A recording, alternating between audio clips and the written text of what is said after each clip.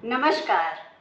मैं हैना प्रसून बहुत बहुत स्वागत करती हूँ आप सबों का अपने चैनल हैना प्रसून एस्ट्रोलॉजी में। ज्योतिष के इस नए कार्यक्रम में आप सबों का स्वागत है। और आइए जानते हैं आज के नए कार्यक्रम में नया क्या है। तो आज हम वर्ग कुंडली D9 के बारे में चर्चा करने वाले हैं। ये एक बहुप्रतीक्षित वीडियो है, बहुत सारे हमारे दर्शकों ने डिमांड की है और D9 से संबंधित बहुत तरह के प्रश्न पूछे हैं। निसंदेह D9 हमारी कुंडली का बीज है और वही बताता है हमारी कुंडली जो D1 सामने दिखती है वो गहराई में भी कितनी कारगर है। तो इस विषय पर बात करने के लिए हम चलेंगे एक्सपर्ट ज्योतिष जगत के एक जाने माने नाम श्री सचिन श्रीवास्तव सर के पास और उनसे जानेंगे कि D9 में छुपे कितने सारे राज हैं जो हम नहीं जानते और सरफेस लेवल पे जो देखने से D1 कुंडली की जो लुक एंड फील आती है वो कितनी छिछली होती है। तो इस गहराई में उतरने के पहले मैं श्री सचिन श्रीवास्तव जी का एक संक्षिप्त परिचय दे दूं। इन्हें 25 वर्ष कॉरपोरेट जगत में रहने का अनुभव। इनका कॉरपोरेट जगत का सफर बहुत ही शानदार रहा है तथा वाइस प्रेसिडेंट, प्रेसिडेंट, सीईओ और डायरेक्टर जैसे पदों पर आसीन रहे हैं। वर्तमान में एक बड़ी कंपनी के सीईओ हैं और चलते हैं इनसे बातचीत करने और बिना समय व्यर्थ गवाए हम बात करेंगे D9 के बारे में। D9 कुंडली हमारी कितनी महत्वपूर्ण है और उससे निकलने वाले बहुत सारे सवाल। निसंदेह समय की कमी रहेगी पर इस श्रृंखला को हम जारी रखेंगे और D9 से जुड़े तमाम प्रश्नों पर प्रकाश डालेंगे। भले ही ये श्रृंखला 4-5 वीडियो की हो पर हम किसी भी एस्पेक्ट ऑफ D9 को छोड़ने वाले नहीं हैं। स्वागत है सर आपका।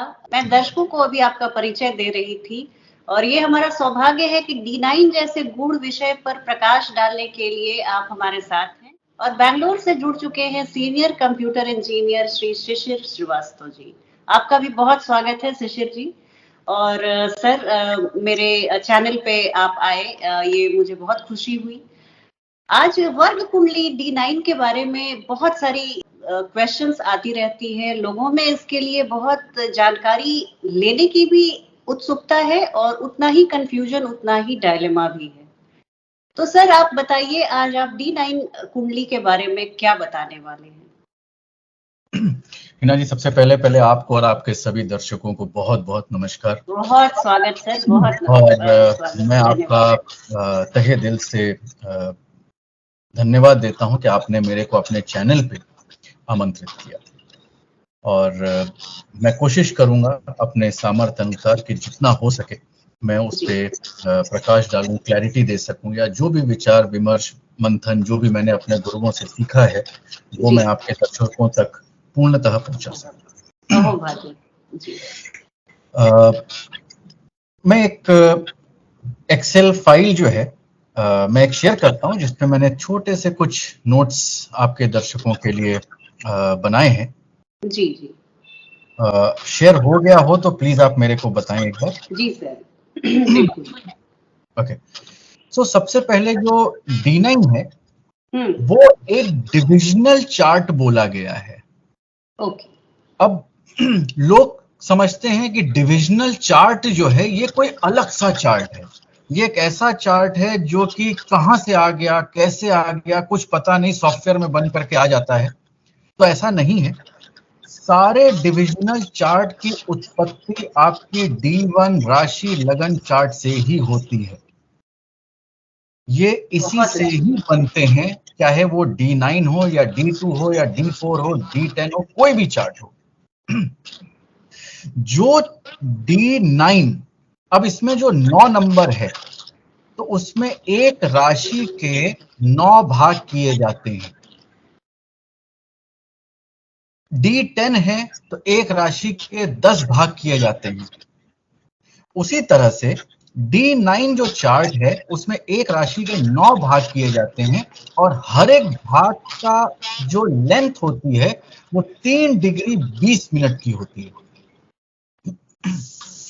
इसका इंपॉर्टेंस पराशर जी ने लग्न कुंडली के बाद D1 चार्ट के बाद सबसे ज्यादा अधिक महत्ता दी है। मेरे गुरुओं ने बताया है कि कोई भी प्रिडिक्शन करने के लिए आप D1 चार्ट के बाद D9 चार्ट जरूर देखें। अति आवश्यक चार्ट है ये चार्ट जो है आपको प्लैनेट्स की सही डिग्निटी अगर बोले तो वो उच्च का है, नीच का है, अच्छा फल देगा, बुरा फल देगा, कितनी ताकत है फल देने की, कितना कमजोर है, ये सारी चीजें आपको D9 बताता है। ये D1 चार्ट का सूक्ष्म गूढ़ चार्ट है D9।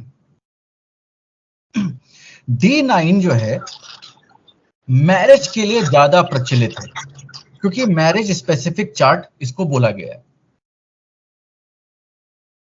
लेकिन सिर्फ मैरिज ही नहीं, इसको जो है BTR के लिए यूज किया जाता है। बर्थ टाइम रेक्टिफिकेशन को करने के लिए D9 का बहुत अधिक महत्व है। जी सर, यहाँ पे मैं एक मिनट दर्शकों को बता दूं कि BTR क्या होता है। कई बार हम प्रेडिक्शन करते हैं और फिर लोगों का मानना होता है कि वो कुछ भी तो, मैं ज्योतिष को नहीं मानता, फलाने ज्योतिषकार ने ये बोला था, कुछ भी तो नहीं हुआ। ये इसलिए होता है क्योंकि हमारे बर्थ टाइम में कहीं गड़बड़ी होती है और इसलिए जो हम एस्ट्रोलॉजर्स प्रेडिक्शंस करते हैं वो आप पे मैच नहीं करता है। तो इसके लिए हमें बर्थ टाइम रेक्टिफिकेशन की एक प्रक्रिया से गुजरना पड़ता है, जिसके बाद आपकी कुंडली सही होती है और फिर आपकी जो जितने भी प्रेडिक्शंस हैं वो 100% सही उतरते हैं।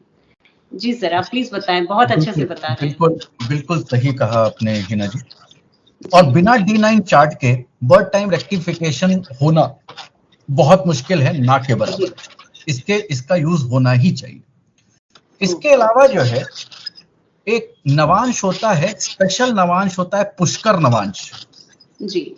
इसके बारे में बहुत ज्यादा चर्चा नहीं होती है, लेकिन ये अपने आप में बहुत महत्व रखता है। ओके।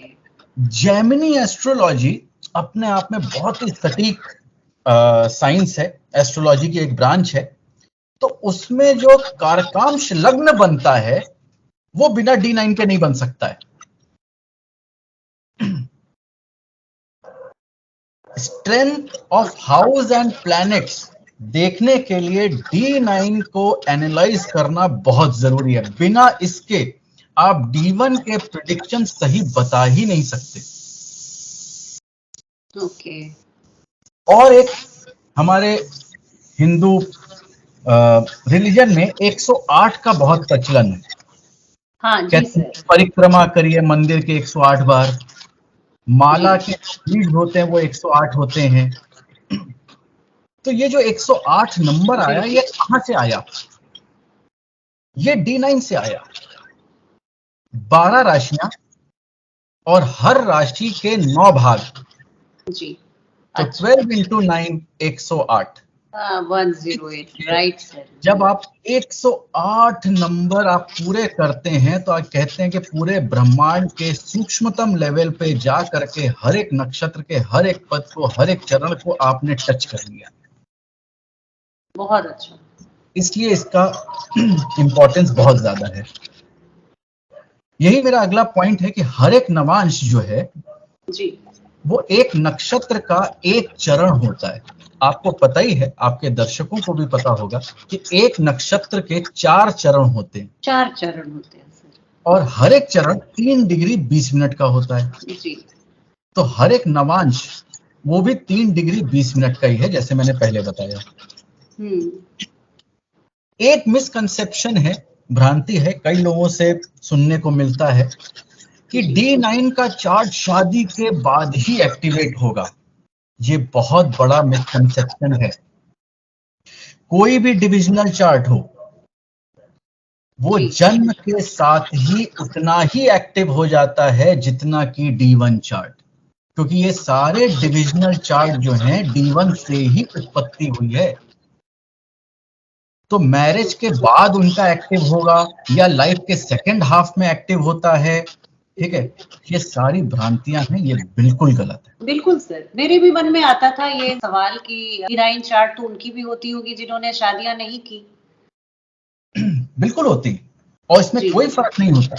जी जी। और D9 चार्ट उतना ही शाश्वत चार्ट है जितना कि D1 चार्ट है। ओके। आप दोनों से ही सेम प्रिडिक्शन के एंड रिजल्ट पे पहुंच सकते हैं। जैसा मैंने बताया, ऋषि पराशर ने जो आपके षड वर्ग जो डिविजनल चार्ट के क्लासिफिकेशन बनाया, उसमें D1 में 6 नंबर दिया और D9 को 5 नंबर दिया। वाह। बहुत बड़ा इंपॉर्टेंट चार्ट पराशर जी ने बोला है इसको। नाड़ी एस्ट्रोलॉजी पर मैं जा करके देखूं हिना जी, तो D1 चार्ट को संचित कर्म में बोला गया है और D9 को बोला गया है कि ये प्रारब्ध है। इतना सूक्ष्म जा करके अलग अलग विधाओं ने D1 और D9 की बात करी है। एक मायने में अगर देखें तो D1 चार्ट अगर पेड़ है तो D9 उस पेड़ के फल हैं जो आपको सही आकलन देंगे कि ये फल कितने मीठे हैं या कितने अच्छे हैं या कितने खराब हैं या ये आपको मिलेंगे कि नहीं मिलेंगे। जी। ये D9 का इंपॉर्टेंस है। बिना D9 के, जी आप कुछ कहना चाह रहे? नहीं, ये आपने बहुत गूढ़ बात बताई D9 की महत्ता के बारे में। मतलब ये अनक्वेश्चनेबल है सर कि D9 हमारा कितना इम्पोर्टेंट रोल प्ले करता है, और अगर हम एस्ट्रोलॉजी में विश्वास करते हैं या सीख रहे हैं तो D9 हमारे ऋषियों की एक इजाद की हुई एक इतनी बड़ी चीज है, टूल है हमारे हाथ में, जिससे हम एक्यूरेसी लाते हैं अपने प्रेडिक्शन में। जी, क्योंकि डिग्निटी ऑफ प्लैनेट या स्ट्रेंथ ऑफ अ हाउस वो आप D9 से ही आकलन कर सकते हैं। वो D1 से आकलन नहीं किया जा सकता कंप्लीट। अब आजकल जो है हिना जी, आपको पता है सॉफ्टवेयर आ गए हैं। आपने डेटा डाला, D1 बन गया, D9 बन गया, D10 बन गया। लेकिन मेरे गुरुओं ने बताया कि तुम पता होना चाहिए कि D9 कैसे बनता है, क्योंकि जब आप ये प्रक्रिया समझेंगे तो आपको उसकी गूढ़तम रहस्य को भी समझने में आसानी होगी। और मैं एक ऐसा मेथड देना चाहता हूं आपके दर्शकों को, जो कि बिना कैलकुलेशन के हाथ पे ही ये काम कर सकते हैं। उनको कोई कॉपी पेन की भी जरूरत ना पड़े। छोटे सिंपल 5 स्टेप्स हैं। 1 मिनट का समय लूंगा आपकी आज्ञा से। जी जी बिल्कुल, क्योंकि सही बात है सर, कैलकुलेटर के इजाद के पहले लेकिन हम लोग को जानते हैं कि 2+2 कैसे 4 होता है। बाद में ठीक है कैलकुलेटर आ गया और हम लोग ने बस सिर्फ बटन दबाया और वो रिजल्ट सामने आ जाता है, पर ये हम लोगों को जानना तो चाहिए गणित की प्रक्रिया। बिल्कुल सही है। और मैं इसके रिजल्ट्स में डिफरेंसेस हो सकते हैं। हाँ शिशिर जी कुछ बात कह रहे हैं आप? हम कह रहे हैं क्या D1 और D9 के बीच में रिजल्ट्स में डिफरेंसेस हो सकते हैं? क्या there is a conflict? No, there is no conflict because D9 chart is the Sukshma chart, better refined chart and the better picture of the D1 with a proper dignity of the planets. And that is why many astrologers use Rashi Tulya Navamsh for prediction. Especially this is very famous in the south. So we can discuss about Rashi Tulya Navamsh also later. So I'll go to it. Now, जैसा मैंने आपको बताया कि हर एक नवांश का अंश जो है वो 3 डिग्री 20 मिनट का होता है। तो पूरे 30 डिग्री को अगर मैं 3 डिग्री 20 मिनट से बढ़ाता जाऊं तो मुझे ये 9 पार्ट मिल जाते हैं नवांश के। बहुत अच्छा, ठीक है। हर एक पार्ट जो है मैंने लिखा हुआ है, हर एक पार्ट 3 डिग्री 20 मिनट का है। तो 0 डिग्री 0 मिनट से शुरू हुआ और 30 डिग्री 0 मिनट तक खत्म हो गया। बहुत अच्छा। हमको पता है कि राशियां जो हैं उनके 4 एलिमेंट्स होते हैं, fire, earth, air and water. जी जी। राशियां 1, 5, 9, 2, 6, 10, 3, 7, 11, 4, 8, 12 और उनके नाम यहाँ पे दिए हुए हैं। हमको नवांश बनाने के लिए हमको केवल इस फायर में से जो मूवेबल साइन है उसका ध्यान रखना है। जैसे फायर साइन में एरीज जो है वो मूवेबल साइन है, जी अर्थ एलिमेंट की राशियों में कैप्रिकॉर्न मूवेबल साइन है, एयर एलिमेंट की राशियों में लिब्रा मूवेबल साइन है, और अगर वाटर की बात करें तो कैंसर जो है मूवेबल साइन है।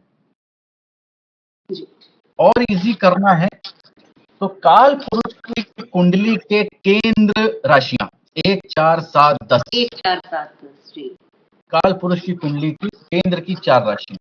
जी अब जिस भी डिग्री पे प्लैनेट है, ठीक है, वो डिग्री किस नवांश के काउंट में आ रहा है 1 से 9 तक, वो आपको सीख लेना है। काउंटिंग शुरू करनी है यहां से, मूवेबल साइन की राशियों से, और जितने काउंट में पड़ा उतना काउंट आगे गिन लीजिए, वही आपकी नवांश की साइन है। खत्म। ओके वाह एग्जाम्पल दिखाता हूं आपको। जी ये एग्जाम्पल के लिए मैंने इंदिरा गांधी जी का चार्ट लिया, ठीक है ठीक है। अब इनका सन देखिए, हाँ ठीक है, कहां पे है, कैप्रिकॉर्न साइन में है, जी और 8 डिग्री 5 मिनट का है, ठीक है। ठीक है अब मैं इसको कैलकुलेट कर लेता हूं। सन कैप्रिकॉर्न साइन में 6 डिग्री 40 मिनट से 10 डिग्री 0 मिनट के बीच में 8 डिग्री आता है, जी ठीक है। मेरा जो एक्सेल का सॉफ्टवेयर है उसने ऑटोमेटिक बता देगा कि ये पाइसेस साइन में इसका नवांश फॉल करेगा, हाँ ठीक है।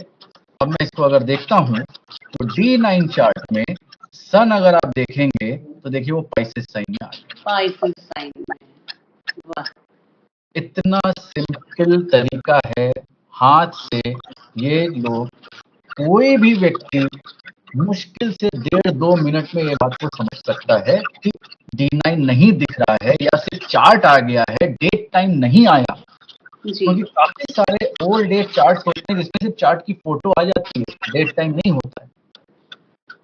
अब D9 बनाना है तो कैसे बनाएंगे, तो उस जगह पे आप 2 मिनट लेकर के आप D9 एडिट कर लीजिए और आप सब कुछ बता सकते हैं यहाँ पे। बहुत अच्छी बात बताई सर आपने और अगर आप कहेंगे तो ये आपके दर्शकों के लिए एक्सेल फाइल हम शेयर कर देंगे, आप उनको दे दीजिए, ये फॉर्मूला लगा हुआ है, वो सिर्फ डिग्री डालना है तो उनको जो है नवांश मिल जाएगा, ताकि उनको सहूलियत हो। बहुत बहुत थैंक यू सर बहुत आभार कुछ क्लैरिटी या कुछ क्वेश्चन कि D9 कैसे बनता है? जी आप कुछ पूछना चाह रहे थे नहीं, मैं पूछना चाह रहा था कि कई बार हम लोग ने देखा, अब D1 चार्ट में ये this sun was basically in 10th rashi, right? And now it has moved to 12th rashi. Right. So the results will actually change, right? And this was my original question: can there be a conflict between D9 and D1 when they change their position in the actual chart? Okay. See, the results will not change because the entire chart, Lagan, the houses, the trines, the trikons, the trishadais, the trik, everything will change accordingly. First point. Second thing, when the chart, then the planet has moved from one sign to another sign, how much it has moved. Okay, because this we are seeing for the dignity of the planet as well. Okay, Capricorn is an earthy sign, Pisces is an watery sign, Sun is a fiery planet. So there are some basic rules which will help in decoding when a fiery planet is on an earthy sign or when a fiery planet is on a watery sign, how much difference does it take? And when a planet sits in a D9 with an earthy sign, let's say Capricorn, then where Saturn is there in the D1 chart, that will decode the strength of the house and the planet. So there are multiple things that gets involved, but the result will never change overall. The basic rules for studying a chart will still remain same what we studied in D1 and D2. There's another one major basic understanding that we see aspects, conjunctions only in the D1 chart and not in the divisional chart. No. Okay. all the rules of the Rashi chart, whatever is applicable by Parashar ji, will also be applicable in all the divisional charts. अगर वहां पे aspect देख रहे हैं तो यहाँ पे भी देखेंगे, वहां पे कंजंक्शन है तो यहाँ पे भी देखेंगे. ट्रांजिट भी देखना चाहिए सर D9 से? बिल्कुल देखना चाहिए. In fact there is a master course of mine which deals with the transit of D1, D9, D10 charts to predict the time of events precisely to the day Okay. when it will happen. So I had predicted a job of a girl almost 13 months in advance by using this D1, D9 and D10 chart and using the transit phenomenon.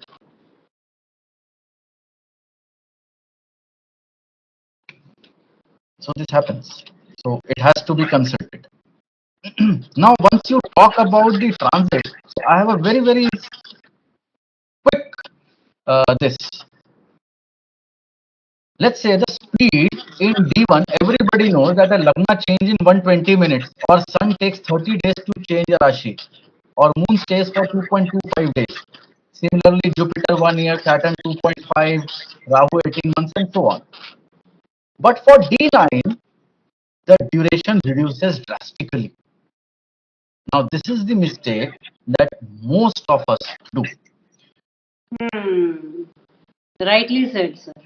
Okay, so 120 minutes when divided by 9, it will give only 13.3 minutes. That means, now I talk about the birth time rectification. Any Lagna is only there for 13 minutes approximately in D9 chart. In D9 chart, yes. If there is a difference of 15-20 minutes plus minus from the actual time, the D9 has changed. D9 will change. Yes. The entire planet will change, Lagna will change, Kendra, Trikona, Trine, Trishadai, everything will change. How will you predict? So for the correct timing, BTR, birth time rectification, D9 is a must chart. So the speed of... जैसे आपने बताया कि शादी विवाह के समय D9 chart की बहुत महत्ता हो जाती है, तो जैसे लड़के लड़की दोनों के D9 में, या D9 से जो एक सवाल जो मुझे हमेशा मेरे मन में रही है वो ये कि कहते हैं कि अगर कुछ खास लग्नों को कहा जाता है कि अगर मकर लगन उदय हो रहा है आपके D9 में, तो ये थोड़ा सा आपकी लाइफ में डिफिकल्टी बताता है.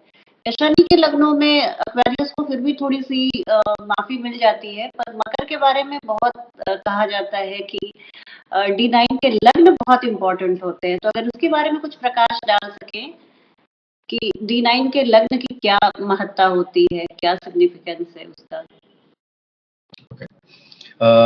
मीना जी, आपने बिल्कुल सही कहा जी. सौम्य राशियां D9 में जब उदय होंगी तो विवाहित जीवन अच्छा माना जाता है. और जब क्रूर planet, malefic planet, natural malefic planet का जब लगन उदय होगा तो वो थोड़ी सी परेशानी जरूर दिखाता है. और उसमें भी अगर कैप्रिकॉन आ जाए, ठीक है, तो वो काफी ज्यादा डिफिकल्टी को इंडिकेट करता है. कैप्रिकॉन राशि जिस भी घर में आ जाए, उस घर से रिलेटेड सिग्निफिकेशंस को पाने के लिए अधिक परिश्रम, अधिक मेहनत और बहुत ज्यादा जद्दोजहद करना पड़ता है. कैप्रिकॉन राशि बंजर राशि, वो एक ऐसा जमीन है जिसपे कुछ भी उगना मुश्किल है. तो शनि ने, वो दंड कारक है, वो शिवांश है और दंड कारक है, और उन्होंने अपने दंड देने वाली राशि में कैप्रिकॉन को रखा और बाकी अच्छे कर्मों का फल देने वाले एक्वेरियस को रखा. तो कैप्रिकॉन राशि बोला जाता है सिर्फ नवांश में ही नहीं, सिर्फ लगन में ही नहीं, किसी भी घर में 12 में से किसी भी घर में अगर कैप्रिकॉन राशि आ गई उस घर से रिलेटेड सिग्निफिकेशंस में जब तक वो बहुत मेहनत करते हैं। अच्छा सर, यहाँ एक और प्रश्न मैं पूछना चाहूंगी कि अगर लग्न में मकर आ रहा है तो सिर्फ ये विवाह के लिए या इन जनरल हमारी लाइफ में संघर्ष बढ़ाएगा? अगर D9 के लग्न में, देखिए D9 का लग्न अगर 10 नंबर राशि आ रहा है, हाँ आपको देखना पड़ेगा D1 का लग्न क्या है। ओके, D1 में 10वीं राशि कहाँ पड़ रही है। ओके अब 10वीं राशि अगर त्रिकोण की है और लगन में आ गई जी, तो आपको मेहनत के बाद सक्सेस डिनोट कर देगी। और अगर यही 6, 8, 12 की राशि D1 की है जी, और फिर वो D9 के लगन में है तो आप समझ ही सकते हैं कि वो क्या करेगी। तो ये छोटे छोटे कुछ रहस्य हैं जिसको कि देखा जाता है कि कितना जो है वो ट्रबल, कितना जो है वो संघर्ष देगी, लेकिन 10वीं राशि आई है तो संघर्ष देगा ही देगा। सर आप जैसे इतने अच्छे से बता रहे हैं लग्न के बारे में, मैं चाहूंगी कि वीडियो के अगली कड़ी में इस श्रृंखला को पूरी बनाने में D9 से जुड़े हुए सारे भाव के क्या परिणाम होते हैं, कैसे हम लोग को प्रेडिक्शन करना चाहिए, तो लग्न से लेके 12वें भाव तक नवांश कुंडली के आप आगे की वीडियोस में जरूर बताइए। हमारे दर्शकों को इससे बहुत फायदा होगा। जब बिल्कुल। और तो अगले एपिसोड में इस सीरीज को आगे बढ़ाते हुए D9 चार्ट के सारे 12 घर क्या कहते हैं, क्या इंडिकेट करते हैं, इसके ऊपर हम लोग चर्चा करेंगे। बिल्कुल। शिशिर जी कुछ पूछना चाहेंगे सर से? जी, we'll see into the depth what he'll be covering in the next sessions. Yeah, good. So before going, one last point which has not been talked much is राशि तुल्य नवांश। राशि तुल्य नवांश क्या होता है? लग्न की राशि जो है जी, ठीक है, और उसमें सारे प्लैनेट्स 12 घर में बैठे हुए हैं, ठीक है जी। अब आपने चार्ट को वैसा ही रखा, जो लग्न का चार्ट है, जो लग्न उदय हो रहा था D1 का वैसा ही रखा, ठीक है, लेकिन D9 के राशियों के प्लैनेट्स ले लिए। सपोज करिए D1 में सन जो है वो कैप्रिकॉर्न साइन में था, जैसा हमने इंदिरा गांधी जी में देखा, ठीक है, और वही सन जो है वो D9 में इंदिरा गांधी जी के चला गया पाइसेस साइन में, ठीक है, और इंदिरा गांधी जी का लगन कैंसर था जी, ठीक है, तो कैंसर लगन को रखते हुए अब सन जो है वो 9th हाउस कैप्रिकॉर्न साइन में ना रख करके अब वो 11th हाउस पाइसेस साइन में रख देंगे, और इस तरह से पूरे चार्ट को हम लोग रीअरेंज करेंगे, keeping the lagna same as the rashi but the planets as per the D9। ये राशि तुल्य नवांश है और इससे बहुत अच्छी बात बताई। ये जो सर आपने एलिमेंट्स के बारे में बताया, एयर, वाटर, फायर और अर्थ, जी सर, तो इसमें मैंने अक्सर सुना है कि जैसे फायरी अगर आपका एसेंडेंट साइन और नवांश में भी आपके फायरी साइन का ही उदय हो रहा है, एक पर्टिकुलर प्लैनेट की बात करते हैं, अगर लग्नेश D1 में भी फायरी साइन में है और D9 में भी फायरी साइन में है, तो हम लोग प्रेडिक्ट करते हैं कि आपके हेल्थ के लिए, फिजिकल वेलबींग के लिए बहुत अच्छा है जी। और अगर जलीय नवांश और जलीय लग्न में है अगर आपका लग्नेश, तो हम लोग कहते हैं कि तबीयत खराब रहेगी, लाइफ में आपको हेल्थ को लेके इश्यूज बने रहेंगे, तो ये ऐसी कोई बात है सर? जी आप सही कह रही हैं। फायर जो है जी, वो फॉर्म है सन का, because sun is the source of all energy, life, everything. Sun नहीं होगा, सूर्य नहीं होगा तो लाइफ नहीं होगी। जी जी। हमारे शरीर को चलाने के लिए भी एक तापमान की जरूरत है, जिसे हम लोग 98.6 डिग्री फ़ारेनहाइट हम लोग बोलते हैं। तो ये टेम्परेचर, ये हीट रिक्वायर्ड है हमारी बॉडी को प्रॉपर सुचारू रूप से हर एक ऑर्गन को काम करने के लिए। अगर इससे कम हो गया, हाइपोथर्मिया हो गया, तो बॉडी खराब हो जाएगी, और इससे ज्यादा हो गया तो वो फीवर हो जाएगा और फिर बॉडी आपकी काम नहीं करेगी। ओह, तो हीट हीट जो है उसको रिप्रेजेंट करने वाले प्लैनेट सन और मार्स है। जी, उसमें भी सन का अच्छा होना हाँ, बहुत जरूरी है D1 और D9 में किसी भी व्यक्ति के फिजिकल वेल बीइंग हेल्थ को लेकर, अच्छा, जिसका रिगार्डलेस ऑफ वंस लगने। रिगार्डलेस ऑफ लगना, ओके, अगर किसी का सन एफ्लिक्टेड है, वीक है, डेबिलिटेटेड है, वाटरी साइन में है, या किसी मेलेफिक की दृष्टि आ रही है, या खराब घरों में बैठा हुआ है, इनवेरिएबली उसका बॉडी में कहीं ना कुछ प्रॉब्लम्स लगी रही, हेल्थ वाइज वो बहुत अच्छा नहीं है।